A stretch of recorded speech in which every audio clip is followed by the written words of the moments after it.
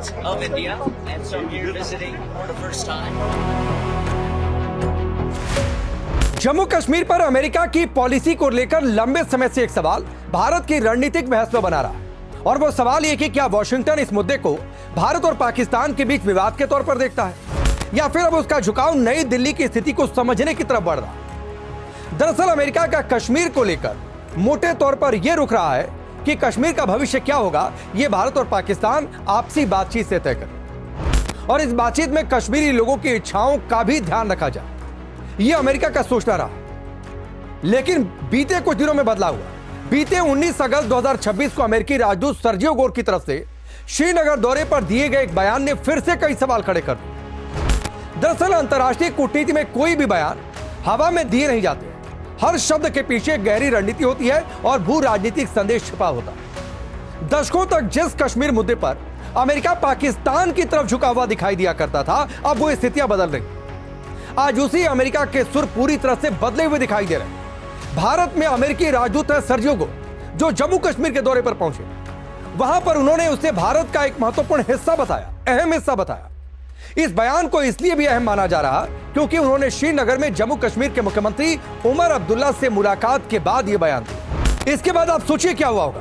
पाकिस्तान ने इस टिप्पणी पर कड़ी आपत्ति जताई, एम्बेसडर को बुला लिया और इस्लामाबाद में अमेरिकी प्रभारी राजदूत को तलब किया, जो मैंने जिक्र किया। औपचारिक विरोध पाकिस्तान ने दर्ज करवाया, लेकिन भारत के लिए यह बयान बेहद अहम माना जा रहा है क्योंकि कश्मीर मुद्दे को लेकर अंतर्राष्ट्रीय मंचों पर अपनी स्थिति स्पष्ट करने की कोशिश कई बार हुई।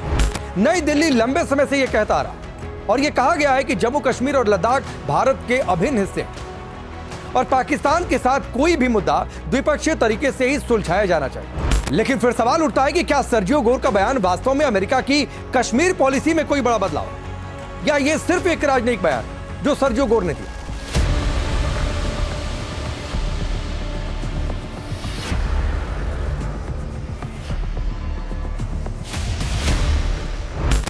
नमस्कार, आपके साथ मैं हूं राकेश पांडे। आप देख रहे हैं टाइम्स नाउ भारत डिजिटल की खास सीरीज दुनिया डिकोड। इस एपिसोड में हम कश्मीर मुद्दे पर अमेरिका के समय समय पर बदलते रुख के बारे में बात करेंगे। इसके साथ ही सर्जियो गोर के मौजूदा बयान और अमेरिकी कूटनीति को डिकोड करेंगे कि ये जो बयान बदला है, जिसका जिक्र हमने किया, उस बदलाव के मायने क्या है, भारत के हिस्से से पाकिस्तान को कितना बड़ा झटका अगर है तो।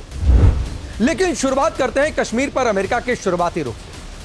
अमेरिका शुरुआत में संयुक्त राष्ट्र जनमत संग्रह का समर्थन करता रहा, बाद में द्विपक्षीय समाधान पर जोर दिया।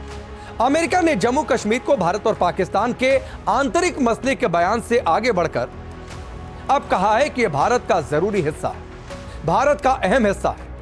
यह बड़ा बयान है और बड़ा बदलाव भी इसे बताया जा रहा है। दरअसल 1947 में भारत और पाकिस्तान के बंटवारे के बाद जब कश्मीर को लेकर भारत और पाकिस्तान के बीच युद्ध शुरू हुआ, तब अमेरिका का रुख यह था शुरुआत में उस दौर में कि दोनों देशों को इस मुद्दे का समाधान द्विपक्षीय बातचीत के जरिए करना चाहिए, यानी भारत पाकिस्तान मिलकर बैठे बातचीत करें और इसका समाधान निकालें। हालांकि जरूरत पड़ने पर अमेरिका संयुक्त राष्ट्र की भागीदारी का समर्थन करने के पक्ष में भी रहा। जब तत्कालीन governor general Lord Louis Mountbatten की सलाह पर भारत ने कश्मीर का मुद्दा संयुक्त राष्ट्र में उठाया, तो भारत को उस समय काफी झटका लगा और वो इसलिए क्योंकि अमेरिका और ब्रिटेन पाकिस्तान के प्रति सहानुभूति रखे हुए थे।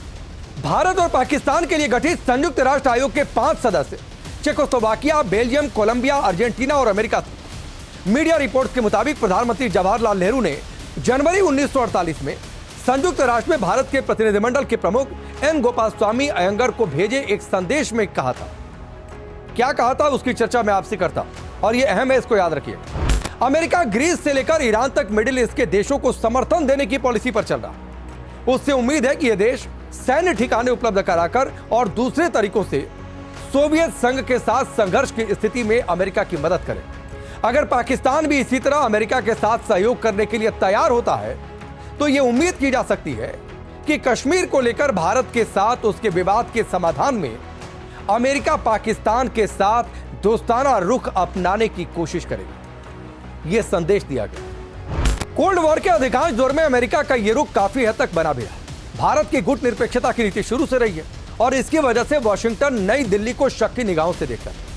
वहीं पाकिस्तान अपनी भौगोलिक स्थितियों की वजह से अमेरिका के लिए बेहद जरूर हो चला था और इसीलिए अमेरिका का झुकाव पाकिस्तान की ओर था। यहां मौजूद सैन्य और खुफिया ठिकाने सोवियत संघ, चीन और फारस की खाड़ी तक पहुंच बनाने में अमेरिका के लिए मददगार हो सकते हैं। इसी दौरान फारस की खाड़ी में तेल के बड़े भंडारों की भी खोज होने लगी थी। ऐसे में पाकिस्तान अमेरिका समर्थित सैन्य गठबंधनों में शामिल हो गया और उसे अमेरिकी हथियार मिलने लगे, यानी अमेरिकी नजदीकी का फायदा।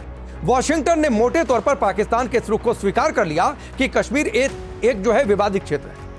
संयुक्त राष्ट्र में भी अमेरिका ने कश्मीर के मुद्दे को चर्चा में बनाए रखने की कोशिशों का समर्थन किया। इनमें जनमत संग्रह से जुड़े प्रस्ताव भी शामिल थे। लेकिन समय बीतता है तो बहुत कुछ बदलता है। समय बीता, फिर साल 1961 आया। जुलाई महीने में पाकिस्तान के राष्ट्रपति अयूब खान, जो आसिम मुनीर से पहले पाकिस्तान के एकमात्र फील्ड मार्शल थे जिन्होंने सत्ता हथियाई थी, वो अमेरिका गए और राष्ट्रपति जॉन एफ कैनेडी से मुलाकात। अयूब खान ने अमेरिकी सरकार से आग्रह किया और यह आग्रह किया कि वो उसी साल नवंबर में अमेरिका आने वाले प्रधानमंत्री जवाहरलाल नेहरू पर कश्मीर मुद्दे को लेकर दबाव बनाए। अमेरिकी विदेश विभाग की उस समय की फाइलों से जो जानकारी मिलती है उससे पता चलता है कि कैनेडी का यह मानना था कि कश्मीर के मुद्दे पर अमेरिका नेहरू को उतना प्रभावित नहीं कर सकता। उनके अनुसार यह मामला भारत के लिए अ बोन डीप इश्यू, यानी बेहद गंभीर और बुनियादी समस्या थी। इसके बावजूद उन्होंने इस दिशा में कोशिश करने की बात कही जनरल से, जो राष्ट्रपति बन चुके थे। फिर साल 1962 आया। 1962 में भारत चीन का युद्ध हुआ और इस दौरान अमेरिका ने भारत को सैन्य सहायता उपलब्ध कराई।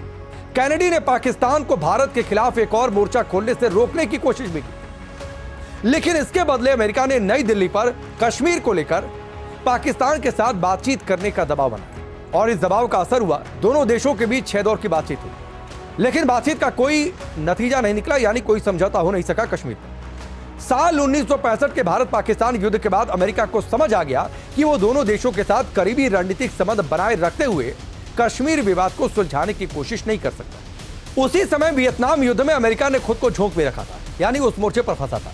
इसीलिए साउथ एशिया में उसने अपेक्षाकृत कम सक्रियता दिखाई, कम सक्रिय भूमिका अपनाई। फिर 1971 का युद्ध आया, जब पाकिस्तान के 2 टुकड़े हुए थे।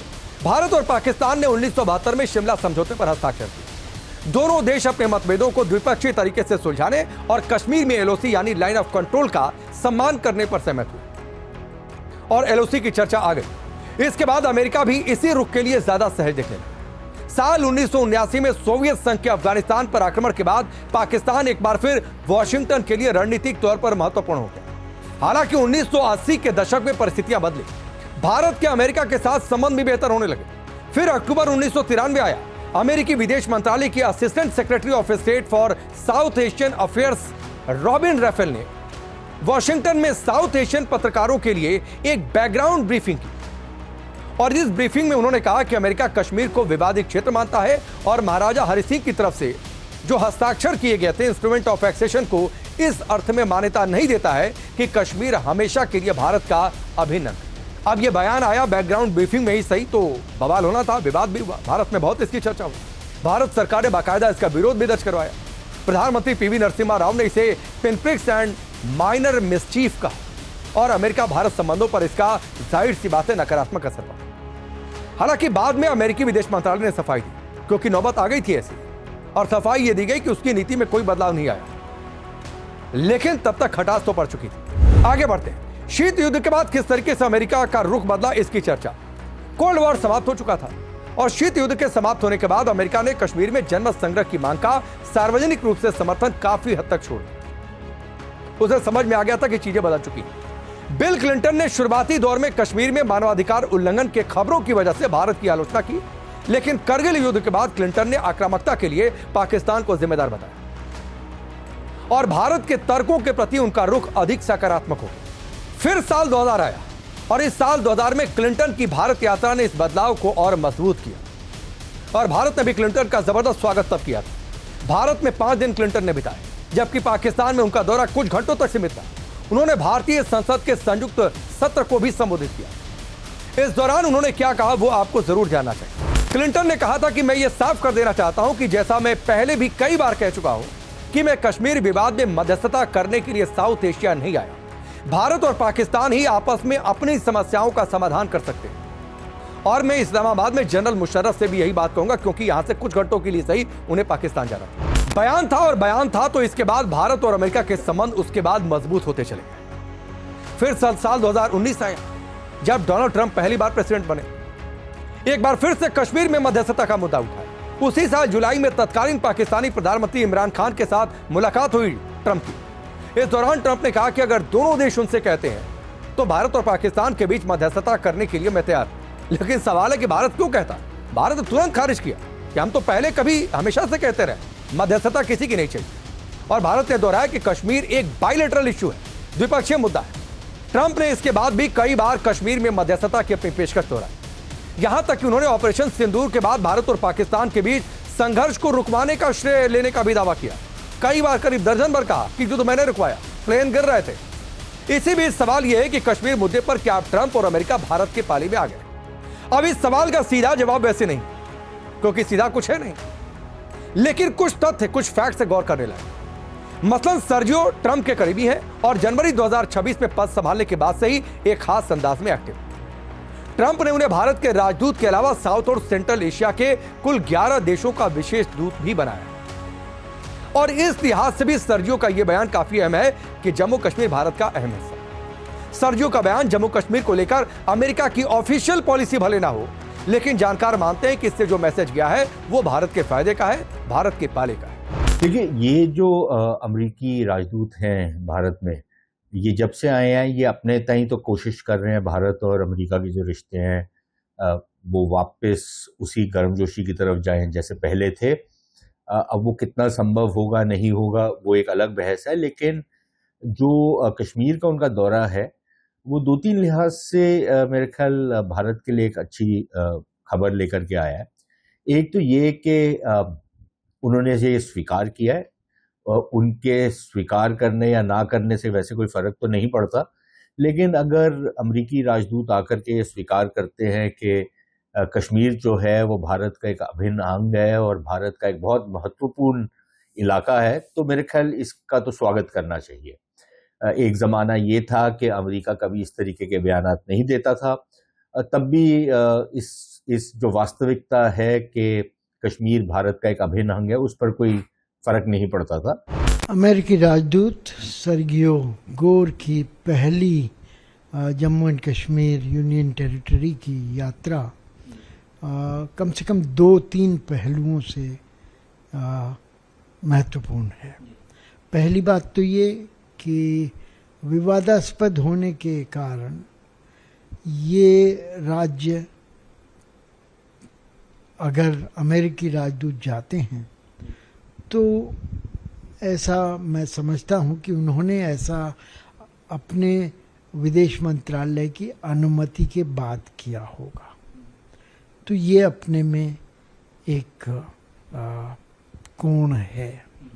दूसरा कोण जो निकल के आता है, जो उन्होंने मुख्यमंत्री श्री उमर अब्दुल्ला से भेंट के बाद कहा कि it is an important part of India. क्या वाकई अमेरिका को अब समझ में आ गया है कि भारत उसके लिए ज्यादा जरूरी है? और जो जम्मू कश्मीर पर भारत का रुख है, अगर भारत को अपने पाले में रखना है, और वैसे भी पिछले कुछ दिनों में ऑपरेशन सिंदूर के बाद बहुत कुछ डैमेज किया है ट्रंप ने, तो क्या वो उसका भी डैमेज कंट्रोल है? ये वक्त बताएगा। फिलहाल अभी के लिए आपका बहुत बहुत शुक्रिया, फिर जल्द मुलाकात होगी।